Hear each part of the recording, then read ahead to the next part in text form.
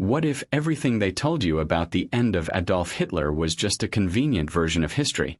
What if, under the rubble of Berlin, among burnt papers and unrecognizable bodies, lay not the man who nearly destroyed the world, but only the carefully orchestrated silence of an escape? For decades, files were sealed, testimonies disappeared, and contradictory documents emerged in countries that should never have known anything. The Soviets claimed to have found the body. The Americans doubted it. South America, in turn, whispered names, addresses, even blurred photographs. But what remains, even today, is the void left by a doubt. Who really died in the Berlin bunker in April 1945? To understand this enigma, it is necessary to go back long before the smoldering ruins and the theories. It is necessary to return to the beginning, to the unlikely cradle where it all began. Braunau am Inn, a small Austrian town on the border with Germany, an almost anonymous point on the map of Central Europe, where on April 20, 1889, a boy was born whom the world would learn to fear. The name Adolf was common. The surname Hitler did not yet carry the weight of evil. His father, Alois, was a rigid man, an official in the Imperial Customs Office, a bureaucrat who believed in order, discipline, and obedience. 3 words that, unknowingly, would shape the essence of his son. His mother, Clara, represented the opposite. Docile, devout, excessively protective. Between the two, a boy grew up who would soon learn that the world was made of impositions and refusals.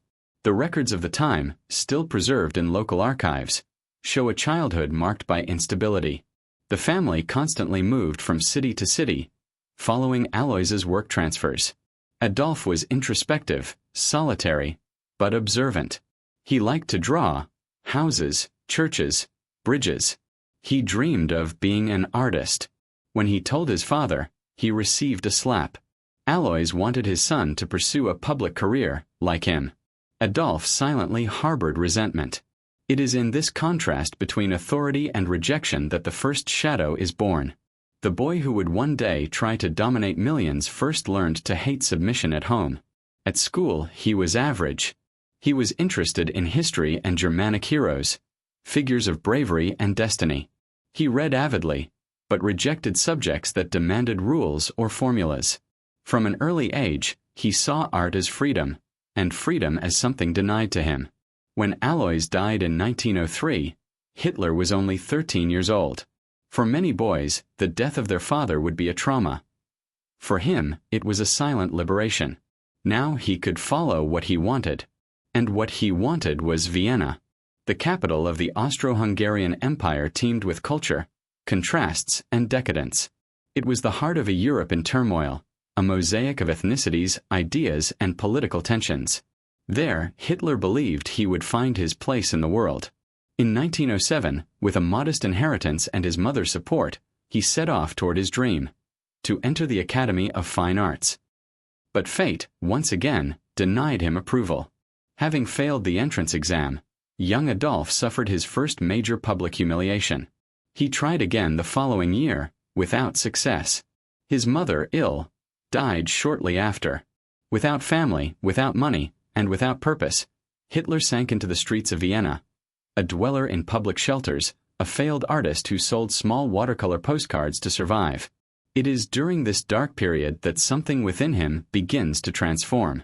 Vienna, cosmopolitan and vibrant, was also a cauldron of anti-Semitism, exacerbated nationalism, and freely circulating pseudo-scientific racial theories. In cafes and newspapers, ideas of ethnic purity, moral decay, and the destiny of nations were discussed. Hitler, until then apolitical, began to absorb this intellectual poison. Later, he would say that Vienna educated him politically. And perhaps it did, but in the worst possible way. Between the damp walls of shelters and public libraries, Hitler found not only books, but justifications.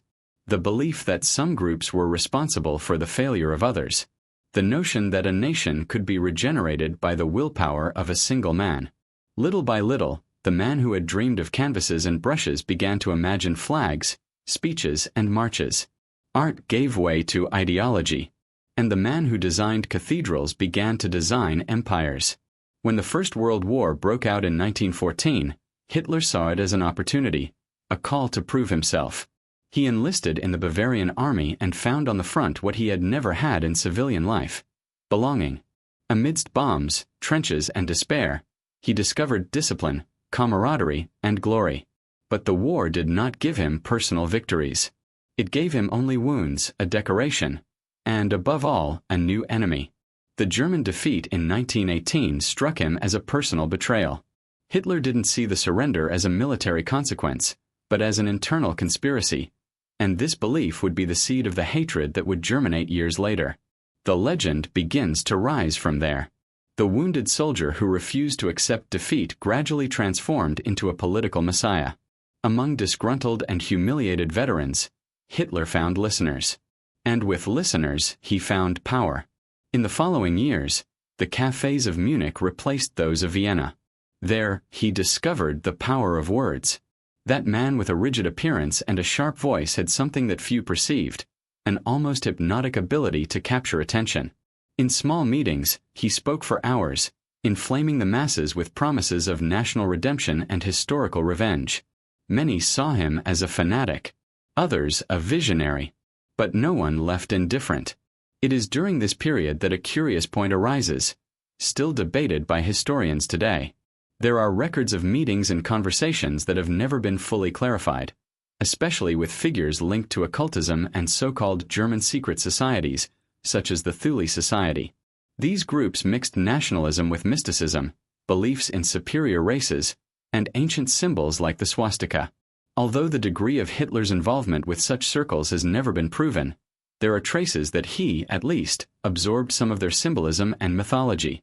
The fact is that, from 1919 onwards, Hitler was no longer just a political agitator. He was the spokesperson for a cause that was intended to be almost spiritual. The speeches gained intensity, words became weapons, and crowds began to follow him. The German Workers' Party, a small organization, became the National Socialist Party, and the name Hitler began to cease being a common name. But before the world knew him as the dictator of the Third Reich, there was still a long road ahead, a road paved with resentment, manipulation, and a dark conviction that Germany's fate was tied to his. The story of Hitler's rise is, in many ways, the story of an entire century. But behind the speeches and marches, there are mysteries that have never been fully clarified. How did one man, without formal education, without fortune, without a political base, manage to subjugate one of the most cultured nations in Europe? Some say it was pure mass manipulation. Others that there was something more: an underground support network, obscure financing, or even silent alliances between major powers interested in using the monster before destroying him. The archives, many still closed, hold clues. Documents from Swiss banks, coded correspondence, intercepted telegrams. Small fragments of an uncomfortable truth. Hitler did not rise alone. The boy from Braunau grew up, but the shadow grew with him. And what the world would see in the following decades would be the projection of that shadow across entire continents.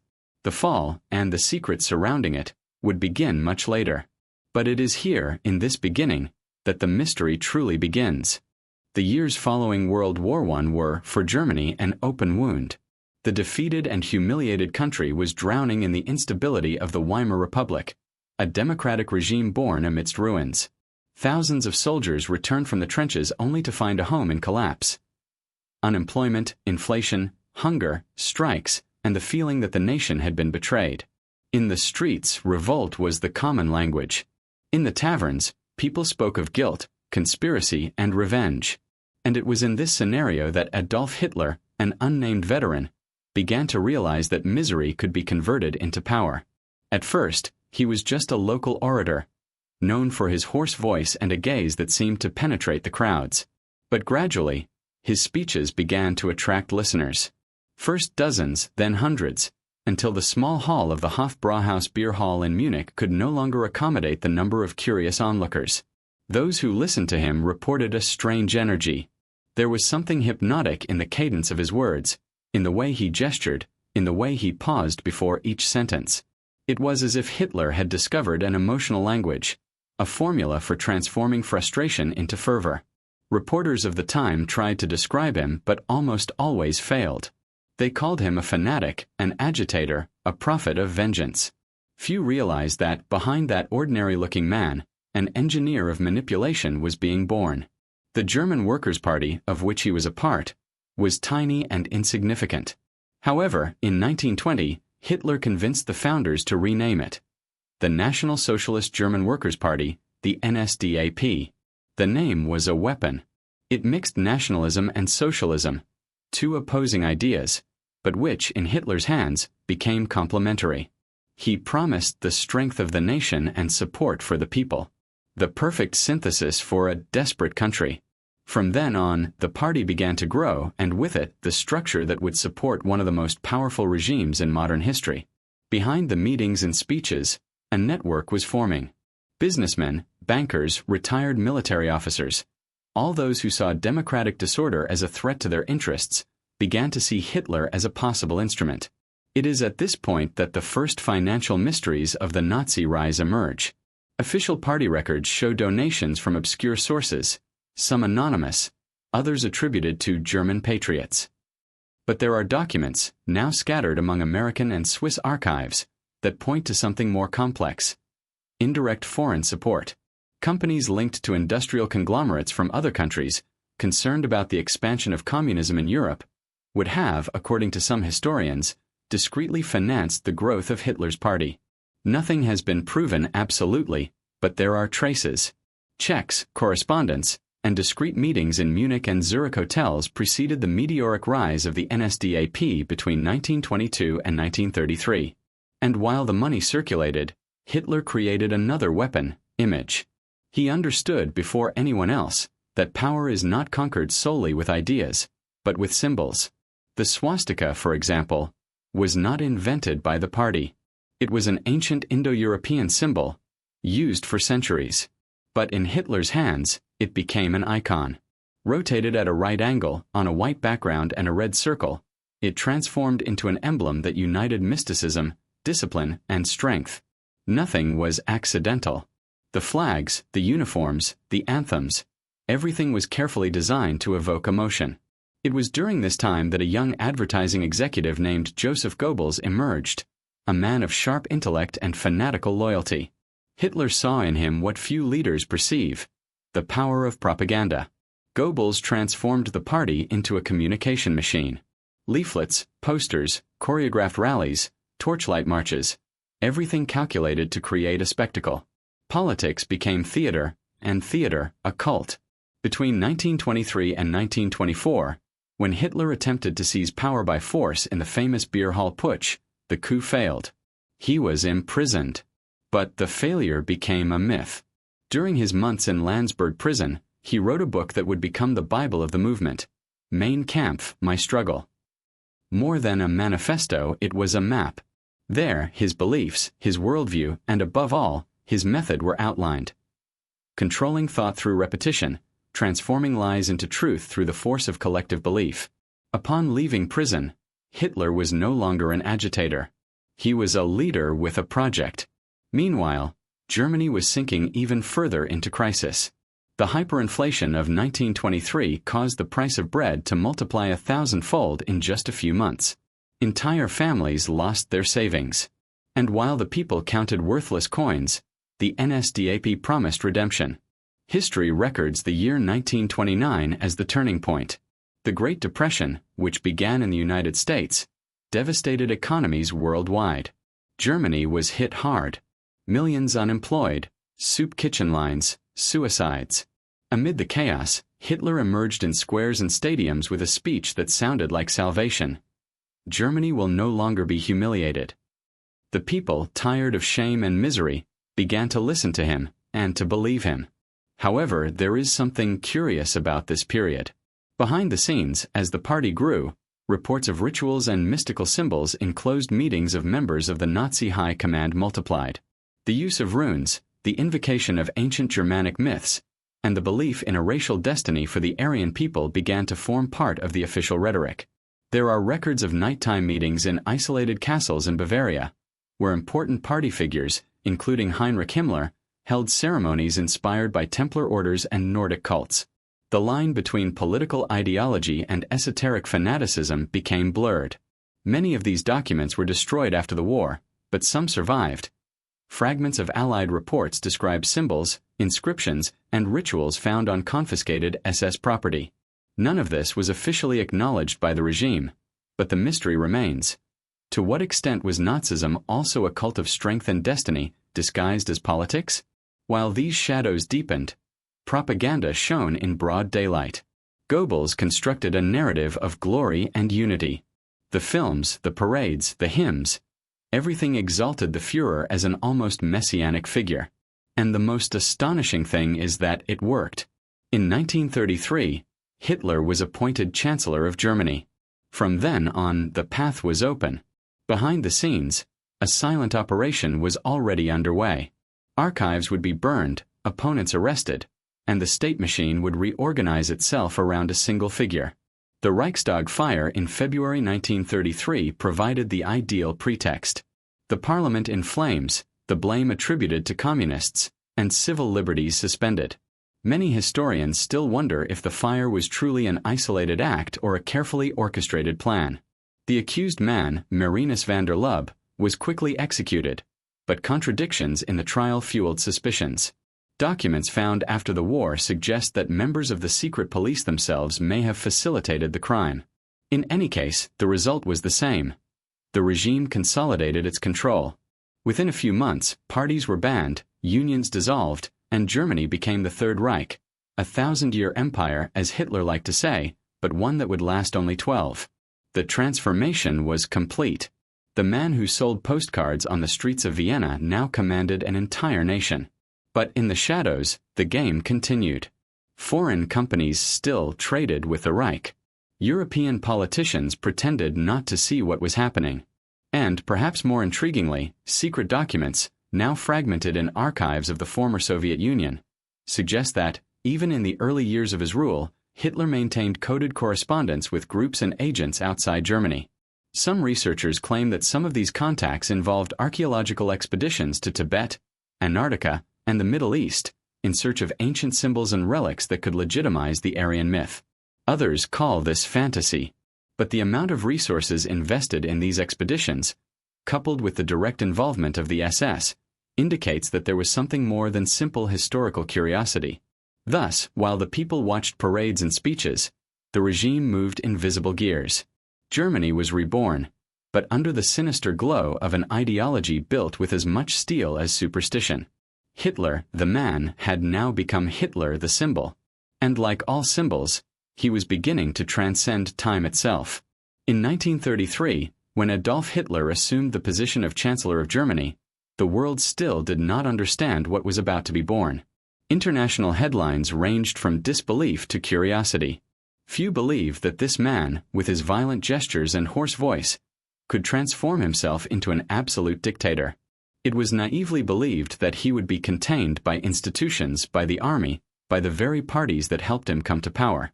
But Hitler understood something that others did not. Fear is the most efficient form of government. In the first few weeks, emergency decrees suspended civil rights, allowed arrests without trial, and censored the press.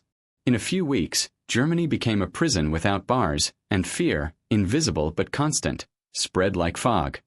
Among these projects, according to some fragmented records, were plans for human experiments, genetic research, and technologies considered too advanced for the time. There are Soviet reports describing underground laboratories located beneath military installations in Silesia, where SS scientists worked on projects involving unknown energy. Many of these scientists disappeared after 1945, reappearing years later in the United States and the Soviet Union, integrating secret engineering and weapons programs. Coincidence or continuity? The Third Reich, in addition to being a brutal dictatorship, was also a laboratory of obsessions. Obsessed with purity, destiny, and power, Hitler mixed ideology with superstition, science with delusion. The result was a regime where the rational and the irrational coexisted in perfect symbiosis. Meanwhile, the German people believed they were living in an era of rebirth. Factories reopened, unemployment fell, the streets seemed safe again. Those who were not part of the persecuted groups viewed the regime with gratitude. It was the silent pact between oppressor and oppressed. Prosperity in exchange for obedience. But the price would soon be revealed. In 1938, with Kristallnacht, Night of Broken Glass, the Reich showed the world its true face. In a single night, more than 1,000 synagogues were destroyed, thousands of Jews were arrested, and the streets were covered in broken glass. The sound of shattering glass was the prelude to war.